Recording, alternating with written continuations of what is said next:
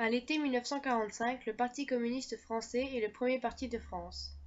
Parti des 75 000 fusillés, auréolé du prestige de l'URSS victorieuse, il compte 2 ministres au gouvernement. Le PCF s'impose comme le premier parti de France en rassemblant plus du quart des suffrages entre les élections municipales d'avril-mai 1945. Depuis la formation de gouvernements d'unanimité nationale, il y a 2 ministres communistes au gouvernement. Depuis la fin novembre 1944, le PCF a renoncé à la stratégie d'affrontement qui devait lui permettre de prendre le pouvoir à la Libération. À partir de la fin de l'année 1942, le PCF a construit un second pouvoir au sein et au nom de la résistance.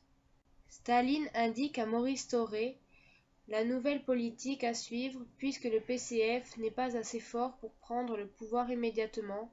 Il faut cesser les attaques frontales contre le gouvernement. Dans l'alliance conflictuelle en France, le conflit domine jusqu'au retour de Thorez, qui fait désormais dominer l'alliance. L'opposition éclaire dès l'été. Elle se durcit en novembre, après les référendums, lorsque le général forme un nouveau gouvernement.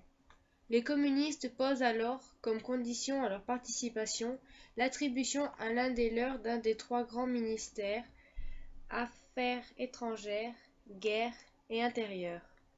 Face au refus du général et à sa menace de démission, le communiste accepte un compromis assez avantageux. Ils sont désormais 5 communistes au gouvernement provisoire.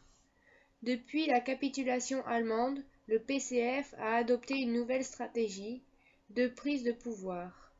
Dans un premier temps, il veut éliminer De Gaulle. C'est chose faite le 20 avril 1946.